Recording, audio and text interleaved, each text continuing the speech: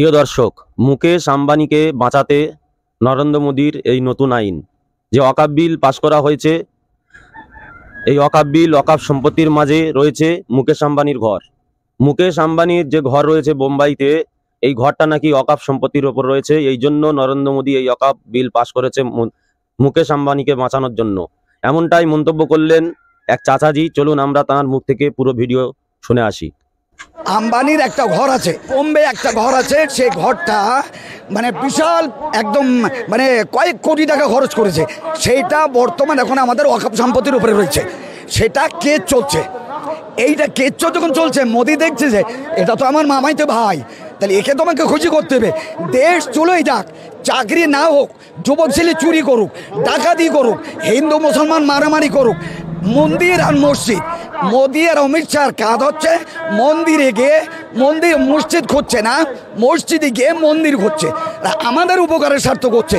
গুজরাটে 2000 সালে দাঙ্গার সময় আমাদের একটা মেয়ে বোন, আমাদের তাদের 11 জন, একটা নারীকে 11 জন ধর্ষণ করলে কতটা কষ্ট হয় সেটা আপনারা ভালো করে বুঝতে পারছেন। তাদেরকে 15ই আগস্ট বিলকিস বানুর যে আসামি, তাদেরকে ফুলের মালাতেই সম্বোধন করা হয়েছে। এই নির্লজ্জ মোদী প্রধানমন্ত্রী, এটা মাথায় রাখতে হবে। তার 4 বছরের মেয়েকে পাথরে আছাড় মেরেছে। ওই সময় মায়ের সামনে কে সহ্য করতে পারবে? আজকে উত্তরাখণ্ডে 137টা মাদ্রাসা সিল করে দিয়েছে। আজকে উত্তরপ্রদেশে আমি অপরাধ করেছি, আমার স্ত্রী থাকে, আমার ছেলে থাকে, আমার বউ থাকে, মোদী যোগী মোদির সহযোগিতা না করলে তাদের বুলডোজার দিয়ে বাড়ি ভেঙে দিচ্ছে। সুপ্রিম কোর্ট বলছে বুলডোজার করা কোথাও যাবে না। 1954 সালে আমাদের ওয়াকফ বিল সুপ্রিম কোর্টে পাশ হয়েছে 25 এবং 26 ধারা আর্টিকেলে। সেটা বোম্বে একটা হয়েছে হিন্দুর একটা কমিশনের ব্যাপার নিয়ে, সেটাও একদম নিষেধ করে দিয়েছে। একটা তামিলনাড়ু হয়েছে একটা মুসলমানের, সেটা সুপ্রিম কোর্ট একদম সম্পূর্ণ বলে দিয়েছে ওয়াকফ সম্পত্তি ওয়াকফই থাকবে, যারা দান করে দানের ফেরত হবে না। আমাদের উকিল, আমাদের পার্সোনাল ল বোর্ড, আমাদের ওয়াকফ বোর্ড, সবথেকে সর্বভারতীয় জমিয়ত উলামা হিন্দ, তারা সুপ্রিম কোর্টে অন্য যারা বিরোধী পার্টি তারা অ্যাপ্লাই করেছে, কেস করেছে। তারা 1954 সালের আইনকে সামনে রেখে সুপ্রিম কোর্টে করা হয়েছে। আমাদের দাবি প্রধানমন্ত্রী এই কালা কানুন প্রত্যাহার করে নিক, আবার সংসদে বিল পাস করুক। একটা জিনিস আপনাদের কাছে আমি প্রশ্ন করি, সোশ্যাল মিডিয়ায় সত্য কথাটা প্রচার করবেন।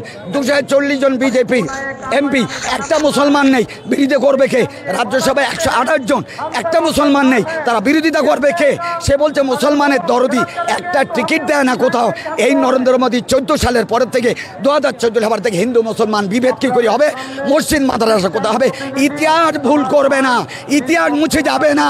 দিল্লির নাম পাল্টে যেতে পারে, মুঘল সরার নাম পেটে যেতে পারে, এর নাম পাল্টে দিতে পারে, কিন্তু ইতিহাস কথা বলবে। ইতিহাস ভারত।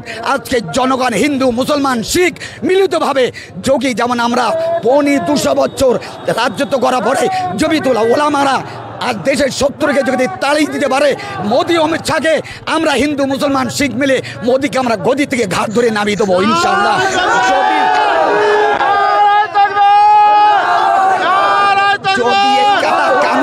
কালা কানুন বাতিল না করা পর্যন্ত আমাদের আন্দোলন চলবে।